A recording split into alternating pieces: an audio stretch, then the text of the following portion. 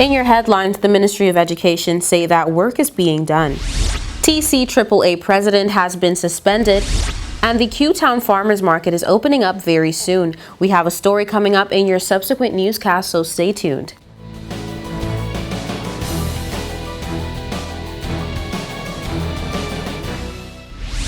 From the PTV Broadcasting Headquarters in Providencial is your #1 source for news. I'm Erica Penales, delivering the latest from across the country this Monday, July 11th, 2022, right to your door. Newswatch starts now.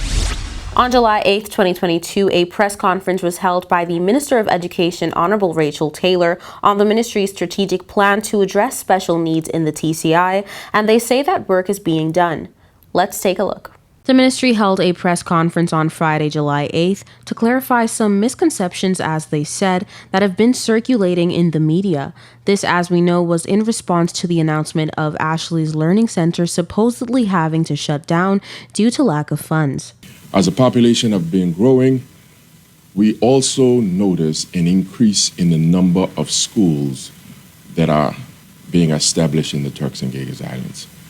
We're talking about special needs schools, regular school, early childhood school, high school, and the like. Recognizing the increase in this number of schools, the ministry and department have a mandate and a responsibility to properly regulate these schools, to ensure that when you, the parents, send your student to these schools, you are rest assured that the students will come out with something. They will learn something. We want to make sure that these schools are not babysitting clubs, that when students go in there, after a year or two, they have something to show that they are getting the professional service that they deserve. We owe that to our students. The permanent secretary said that the ministry over the past couple of years have been developing national standards to guide and regulate the performance of schools. We have, for your benefit, positive discipline policy, positive behavior policy that speaks to this children's behavior. We have early childhood policies. We have school standards, special needs policies, a slew of those. I just showed you these to give you an example of some of the work we've been doing.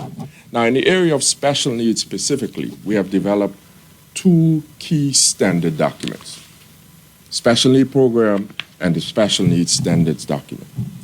The special needs standard document speaks to, and I'll read one section of it, students with special needs should have access to educational program based on empirically validated hierarchies of instruction objective. Each child must contain measurable performance criteria.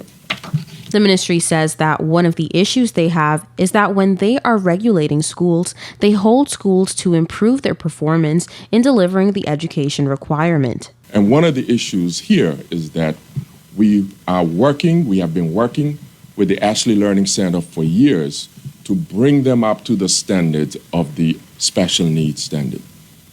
My minister will speak a little bit more of the working relationship, the support we have been providing through the school, as well as many other schools that we have been working with to ensure that we bring them up to the national approved standards. We refute any perception or allegation that the government have not, or the ministry have not been doing anything in the area of special needs. We have close to 200 students diagnosed with special needs. Most of these students are in our classroom, are in our public schools. We have significantly increased the number of special needs teachers in our public schools to meet their need. Is it enough? No. We will always say that we need to do more, and we agree, we accept that. And we are doing more. Right now, we have a proposal on the table that we're working on to develop a special needs school, which would house upwards to 60 or more students. These are some of the initiatives that are ongoing, and we continue to provide support to our special needs students. We are open to receiving support, to provide support to anyone or any partner that want to partner with the ministry towards meeting the needs of our students. The ministry say they are open to anyone or any partner that wants to partner with the ministry towards meeting the needs of our students. However, we want to emphasize that in doing so, there are standards that must be met. We continue to have reports of schools, in particular, parents complaining that their students are not getting the proper support that they need. In this case, we have been working with the school, Ashley Learning Center, to provide those support, to bring them up to the standards that we want. And as such, we will continue to provide support to any other institution that are willing to work with us, because our key objective is ensuring that every school, every student get the maximum benefit that they deserve. The ministry says that they would like to ensure that students in the TCI receive the best form of education, as the aim is success for every learner. Honorable Rachel Taylor provided a holistic view of special needs and the ministry's progress thus far. As minister responsible for education, my mandate is to provide policy leadership and oversight to progressive initiatives which ensure that the right mechanisms are in place to provide access to quality education in modern and well-resourced institutions and different pathways to ensure success for every learner. To this end, just as my predecessors did, my ministry continues to work with established and new private educational institutions in an effort to increase classroom and quality education access for all of our students.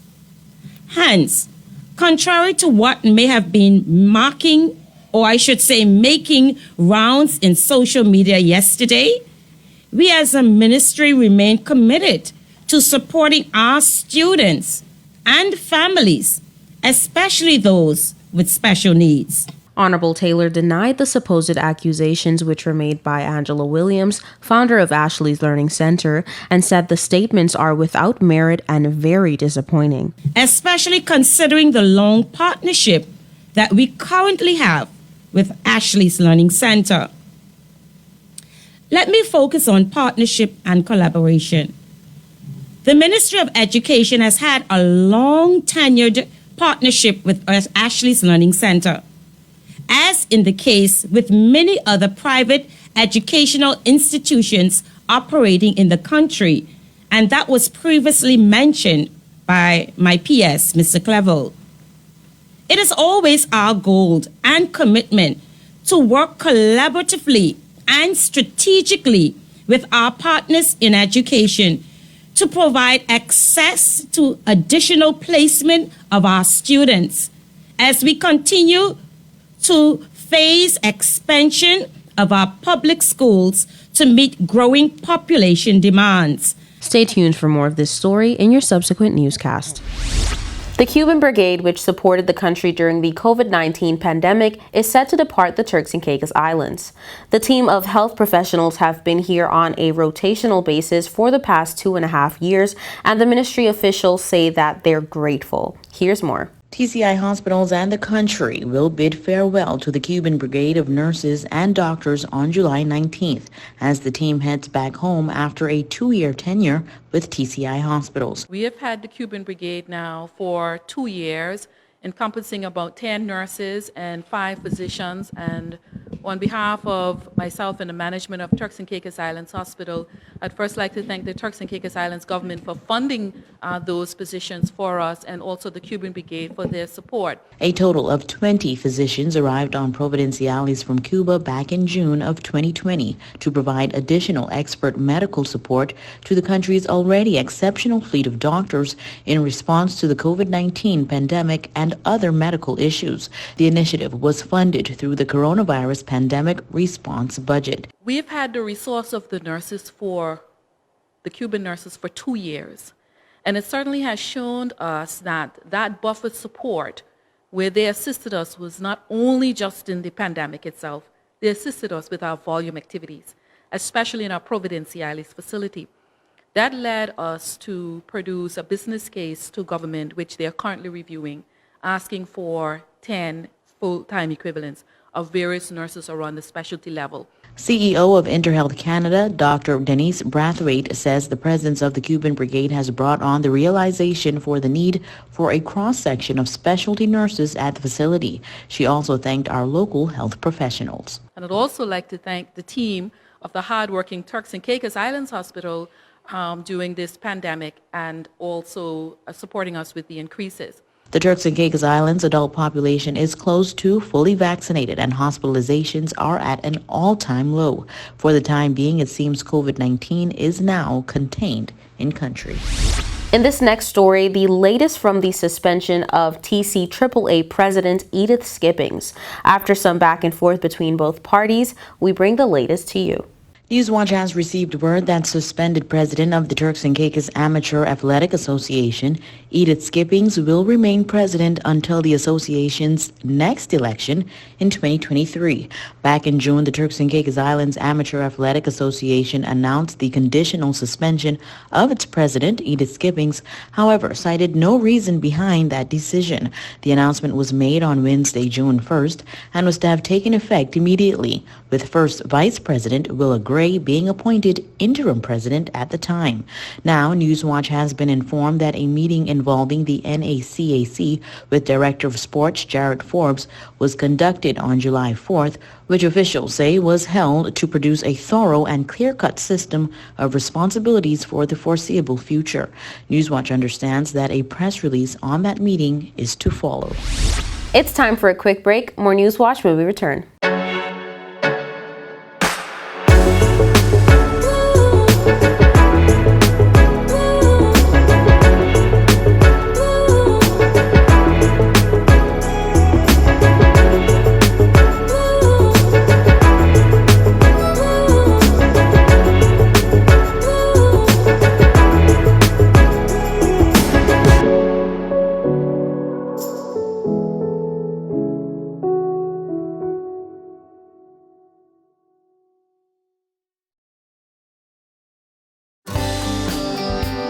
This is a reminder that all PTV service accounts are due on the first day of each month. Accounts should be brought up to date by the 28th of the month to avoid disruption in service. Payments may be made on our office at Stubbs Diamond Plaza, Providenciales, Mides Plaza, North Caicos, and Airport Road in South Caicos. Payments may also be made online using Scotiabank, CIBC First Caribbean Bank, and Royal Bank of Canada. Please allow 3 business days for online payments to be processed. We thank you for your cooperation.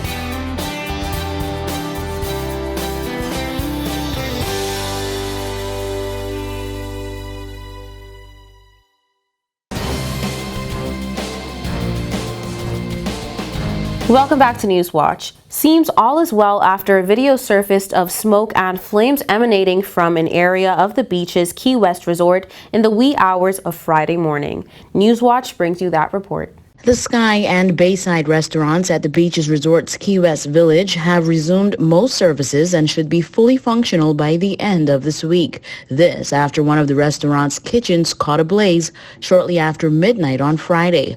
Newswatch learns that there was an explosion from what sources believe to have been a leak in a gas line. While no one was seriously injured, an engineer received minor burns as a result of the explosion.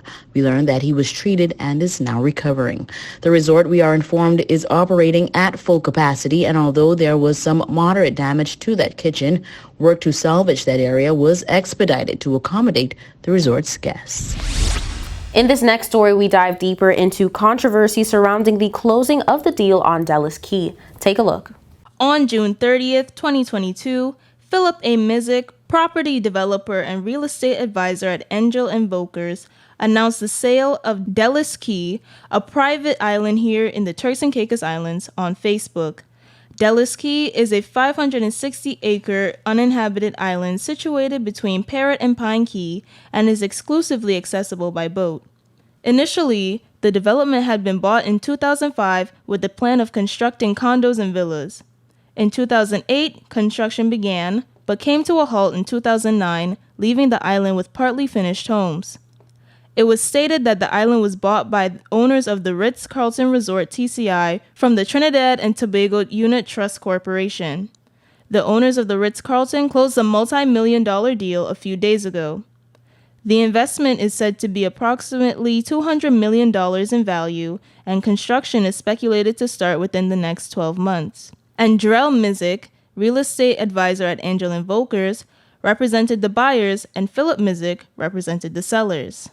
However, a previous owner by the name of Dr. Semkine believed that he was still entitled to the property and that it was wrongfully taken from him in 2009. Dr. Kine purchased Delis Key in 2005 for $18 million and started a project with the Mandarin Oriental Hotel Group. Because of his plans for the island, he attracted celebrities such as Michael Douglas, who wanted to own properties. The initial phase of the project was to be completed in 2009. However, due to allegations and controversy concerning scandal surrounding former Honorable Michael Mizik's administration and undervaluation of properties purchased on Joe Grant Key, the Trinidad and Tobago Unit Trust Corporation repossessed the land and put it up for sale in the same year. The 200 acres he had owned in Joe Grant Key was also taken from him. Kine was outraged at the wrongdoing he believed had happened to him.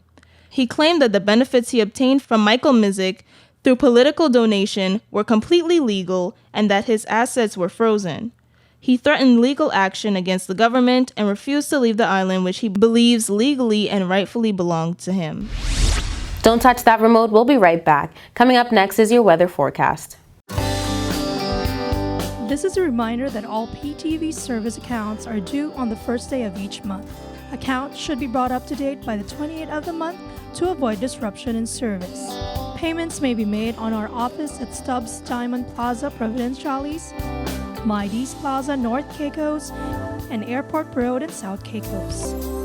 Payments may also be made online using Scotiabank, CIBC First Caribbean Bank, and Royal Bank of Canada. Please allow 3 business days for online payments to be processed. We thank you for your cooperation.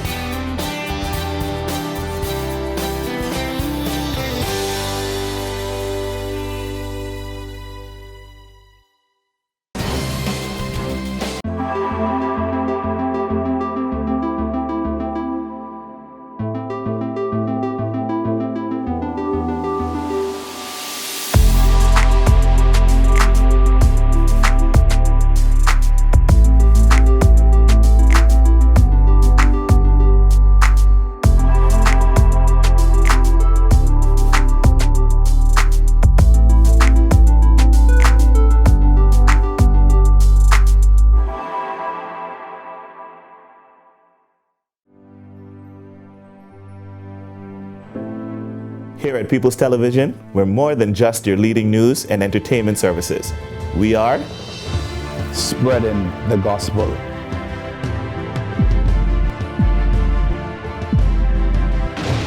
We are breaking barriers.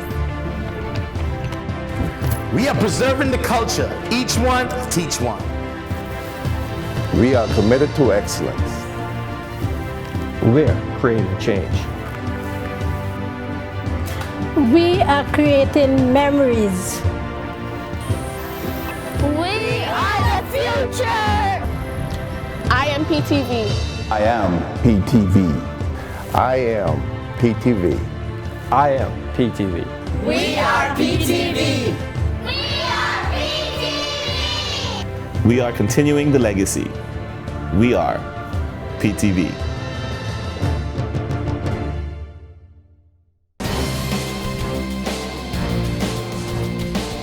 Welcome back to Newswatch. Here's the latest in your weather forecast.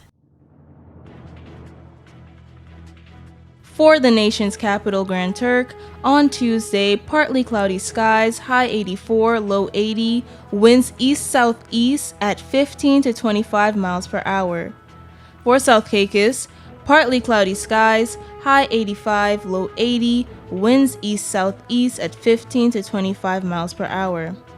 For North and Middle Caicos, intervals of clouds and sunshine, high 85, low 80, winds east-southeast at 10 to 20 miles per hour. For Parrot and Pine Key, Partly cloudy skies, high 85, low 80, winds east-southeast at 15 to 25 miles per hour. And on Providenciales, partly cloudy skies, high 85, low 80, winds east-southeast at 15 to 25 miles per hour. Here's your sunrise and sunset. Sunrise 6:14 a.m., sunset 7:36 p.m. Here's your high and low tides. High tide 6:50 a.m., 7:23 p.m. Low tide 12:54 a.m., 12:51 p.m. And for your hurricane outlook, for the North Atlantic, Caribbean Sea, and the Gulf of Mexico, a surface trough of low pressure is developing over the northern Gulf of Mexico, just offshore of the Florida Panhandle, where surface pressures have begun to fall over the past 24 hours. Gradual development of this system is possible if it remains offshore during the middle and latter part of the week as it drifts slowly over the northern Gulf of Mexico. Regardless of development, heavy rains will be possible along portions of the northern Gulf Coast. And that's it for your weather forecast and hurricane outlook. And that brings us to the end of this edition of The Real News. I hate to leave you so soon, but of course, you can join us right back here every weekday at 6:30 p.m. and tap into our social media platforms at www.ptv8tci.com. I'm Erica Penales, keeping you informed, updated, and affiliated. Until next time.